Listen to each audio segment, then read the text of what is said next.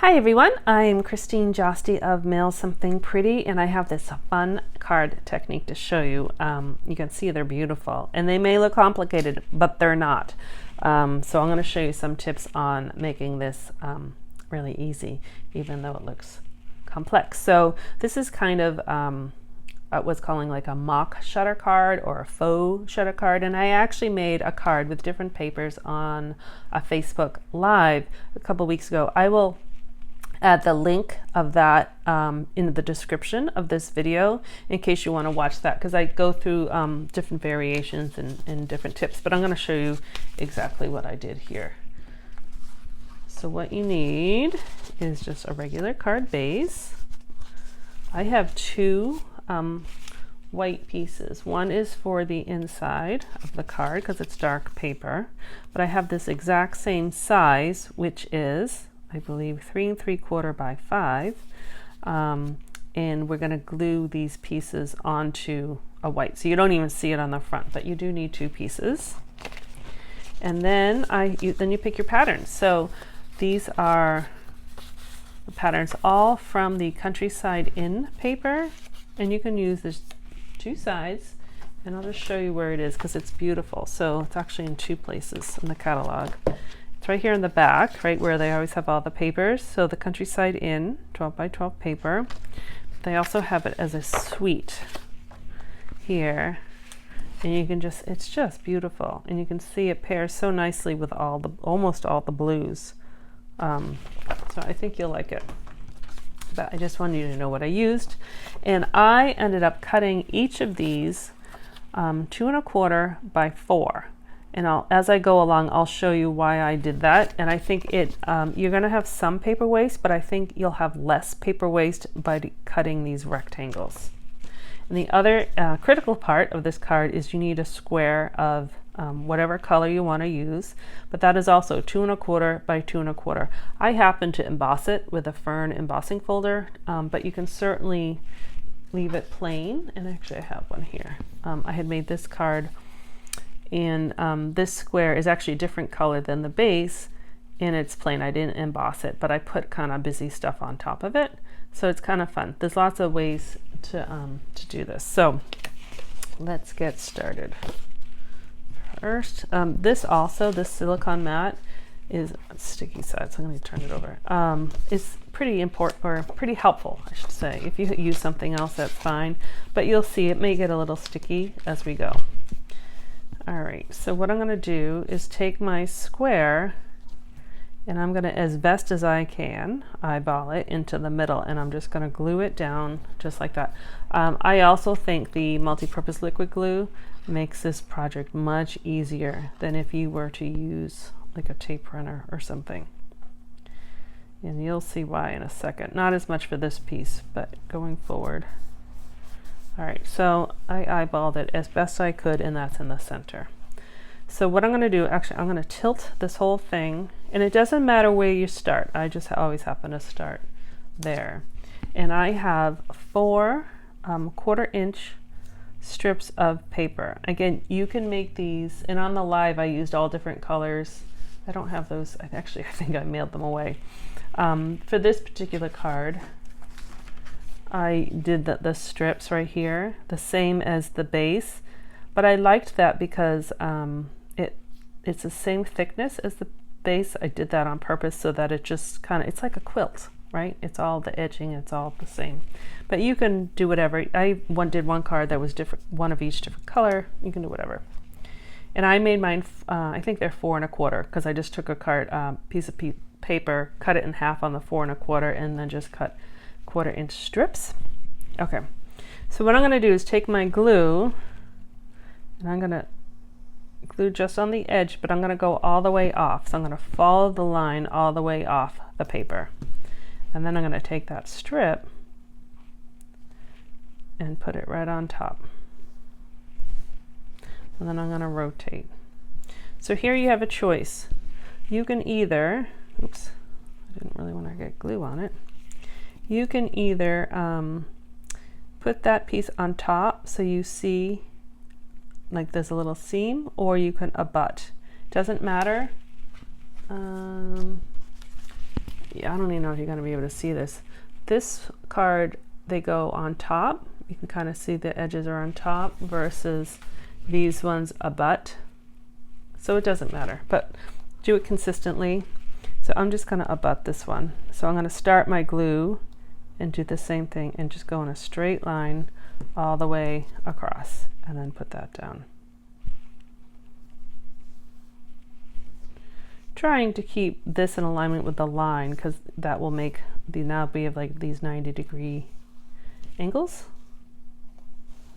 Rotate, and I'm just going to do the same thing.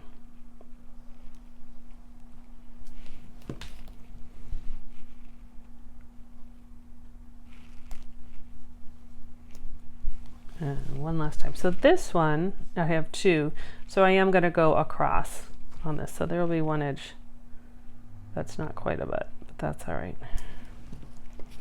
And you can see I have glue and stuff there. That doesn't matter. It's going to get all covered up. All right. So there we go. We're going to let that dry for a second. And as that dries, I'm going to decide, which sometimes is a hard decision, of which patterns I want in. What we're going to do is we're actually just going to cover them all up. So this particular one has a fox on here, and the fox, depending on wherever the paper was cut, is in different places. I think I used the fox in each one. So I want to start with this one because if I put it here, my fox is just going to be scrap. But if I put it here, most of him will stay because we're going to trim off. But if I put him here, some of them are going to get trimmed off. Oh, let's see. And that definitely won't see there. So I think actually I'm going to put him in this one.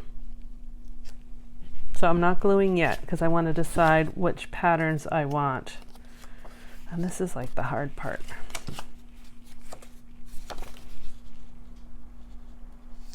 Same thing on this one because the stripes are in different places. This one's pretty good because I think you'll see some of the two different stripes. So I might leave that one there. And to me, that's a little busy next to each other. Let me show you, and this might help me, what I'm doing. So you can kind of see, like these ones has all of the busy pattern, I shouldn't say busy, but the busier patterns on it. They all work together. This one I had two of the more patterns and two of the kind of the neutrals. This one I did these two together. So they're all different. All right, so I need to make a decision though because we're on camera. I love that print. All right, I actually think I'm going to use this print. And what's on this side? No, I'll use the stripes. Yeah, all right, I'm going to do it this way. Decision made. Okay, so once you decide, then you're going to lift them up one by one. And you're just going to put glue right on the white paper. And it doesn't matter. I could have used any color paper as the base to glue them on, but I chose white because it's a little thinner and it'll just make the card a little less thick. So as long as I made these kind of straight, I should, this, you probably can't even see it. There's a tiny little white mark and that's okay. I'll just kind of push it in. You know, but if I had a big, this little glue left, you know, you just don't want to see a big white.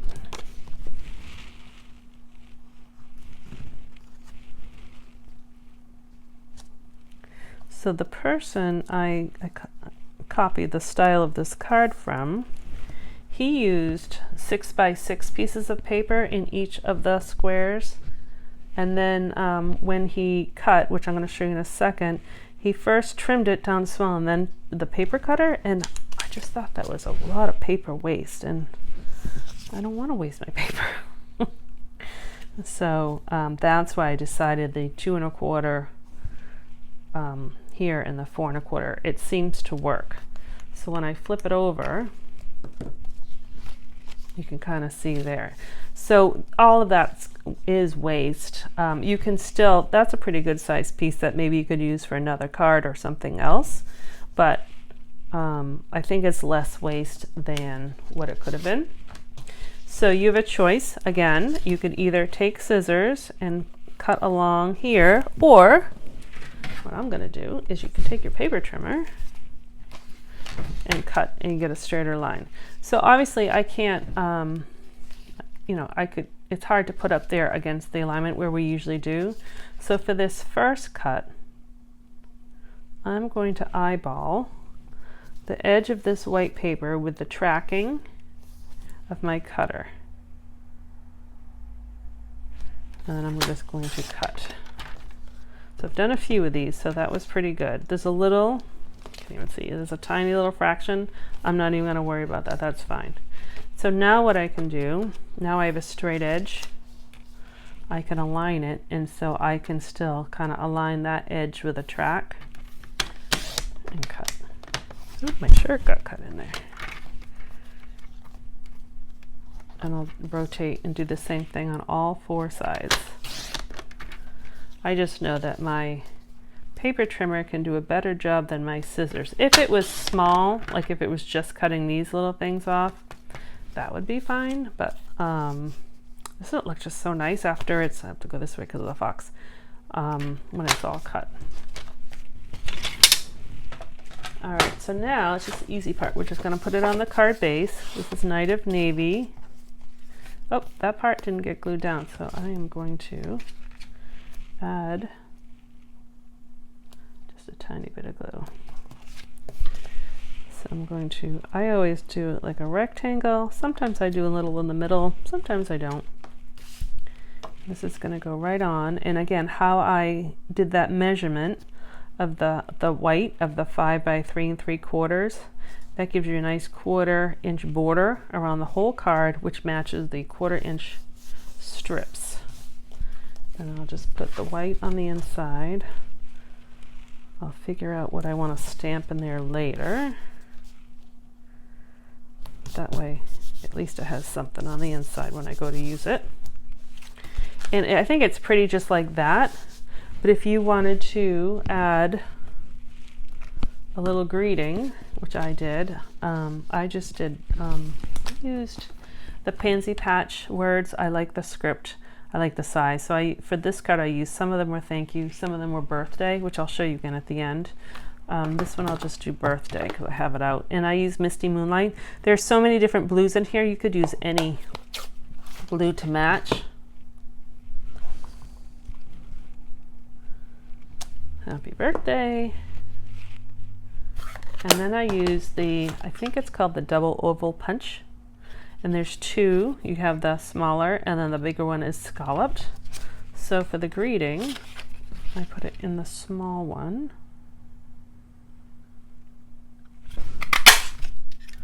And then I used blue for the scallop just to match. Again, you could use a contrasting color, but I kept it all the same. And I'm going to put that on that. And then I will just use a dimensional to add it to the card. Oh, it slid. There we go.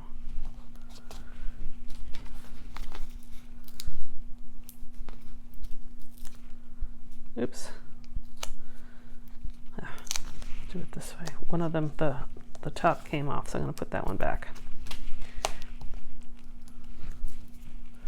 And then the hard part is deciding where to go. I kind of like it in this corner or side. So there we are. So let me put them all out. Again, you can rotate it. Same card. But this one I just rotated horizontal. And then I actually do have one more. And this is what I showed on the live. You can make this one even easier. So what I did, rather than cutting the individual rectangles, I just cut one piece the same size as the white, so it was what, 5 by 3 3/4, and I put that down first, and then I put the middle square, I glued it directly on the paper, and then I just put the strips, so that's even easier, and it has a nice look to it. So that's another option, but I did that in the live, so I will again, I will put the link of that in the description of this video. But I hope you liked it. It's a fun technique. You can use so many different types of colors and patterns, and especially when you have scraps, because a lot of us have kind of scraps that size, so it's a perfect card for that. So thank you very much for watching. Let me know in the comments what you think and if you're going to make it. And yeah, if you need any supplies, you can visit my website at mailsomethingpretty.com. Have a wonderful day. I'll see you later. Bye-bye.